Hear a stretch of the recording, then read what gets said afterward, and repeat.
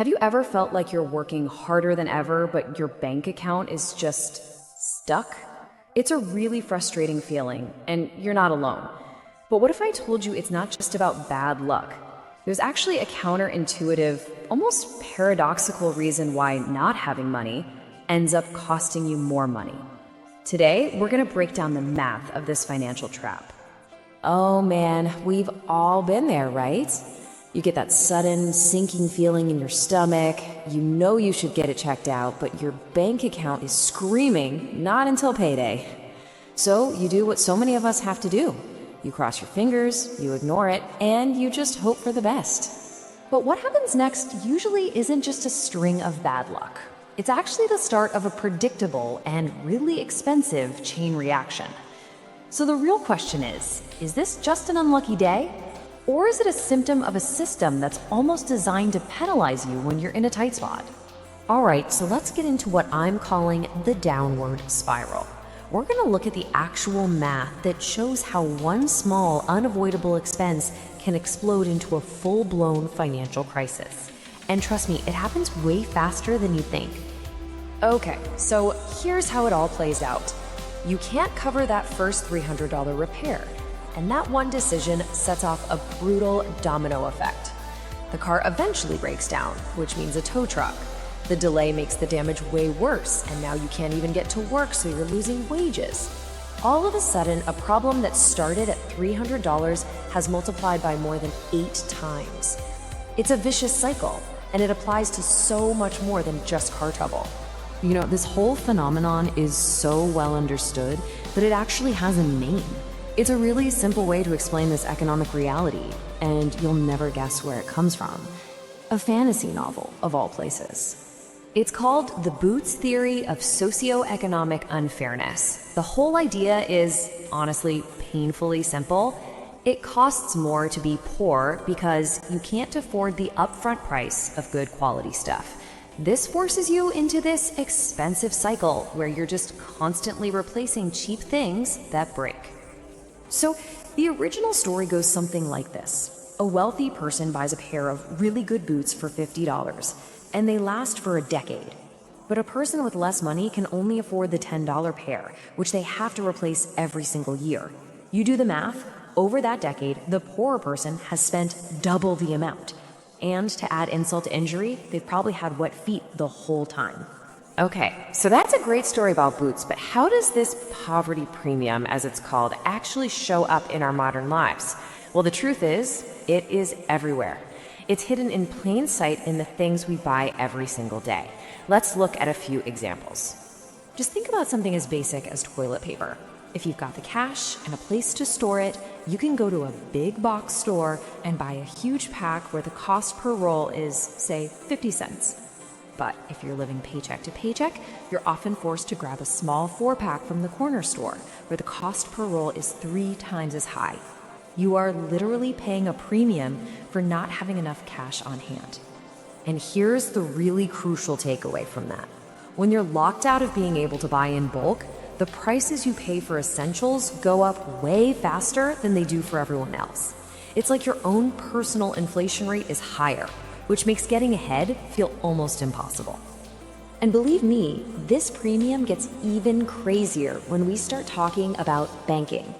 A single $35 overdraft fee on a tiny short-term negative balance can work out to an annual percentage rate of over 700%. If a loan shark charged you that, they'd go to jail. When a bank does it, it's just their policy. This quote just nails it, doesn't it? The system is so often just a wealth transfer hiding in plain sight as fees and services. Money flows from those who have the least to those who have the most through this constant river of interest payments and penalties. And let's go back to the car example. A buyer with good credit can get a decent, reliable car with a low interest rate, but someone with no savings or bad credit might have to go to a buy here, pay here lot. They often get a much less reliable car for a way higher interest rate. Look at the numbers. They can end up paying almost 4 times what the car's actually worth. It is a debt trap, plain and simple. But the cost of being broke isn't just about dollars and cents. There's a huge hidden toll. it messes with your head, and it eats up your most valuable, non-renewable resource, your time. This number is just staggering. Seriously, studies have shown that the constant stress of financial insecurity can temporarily lower a person's functional IQ by as much as 13 points. To put that into perspective for you, that's pretty much the same cognitive hit you'd take from losing an entire night of sleep. Now, let's be super clear, this has nothing to do with how smart someone is. It's about cognitive bandwidth.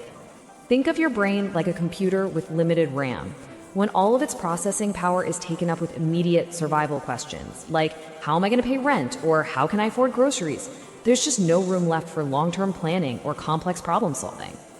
And then there's what's called the time tax. When you don't have resources, you end up spending more time on the most basic tasks. Think about it. The hours you spend at a laundromat, the extra time it takes taking 2 buses to get to the cheap grocery store, waiting in line to pay a bill in person.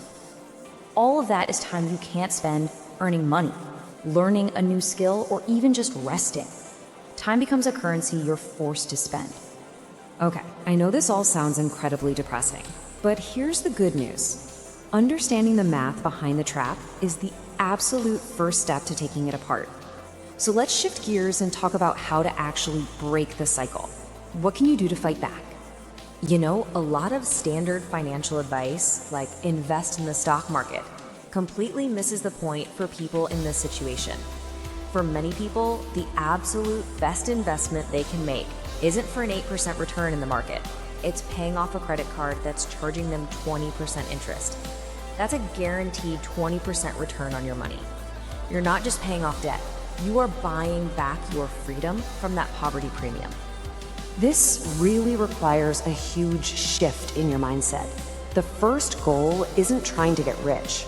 The goal is to stop getting poorer. It's about playing financial defense. It's about finding those leaks, the fees, the premiums, the high interest rates, and plugging them one by one.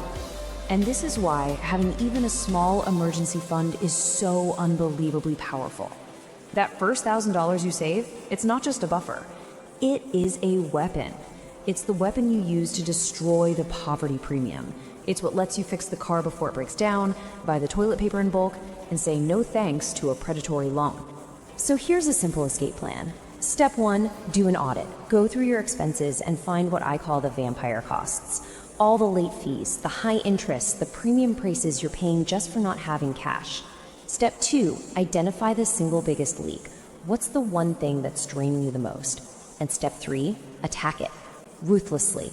Cut other things for a while if you have to, and throw every single dollar you can at plugging that one leak for good. And please remember this. If you're stuck in the cycle, it doesn't mean you're bad with money. It means you've been forced to play a game that is rigged against you, with a built-in mathematical penalty. So it is time to stop blaming yourself, get angry at the math, and channel that energy into attacking the penalties, one by one. So I'll leave you with this question to think about. Where are you unknowingly paying a hidden tax on your own life? Take a hard, honest look at everything, from your bank fees to your grocery bills, because just identifying that tax is the first and most important step you can take toward getting rid of it for good.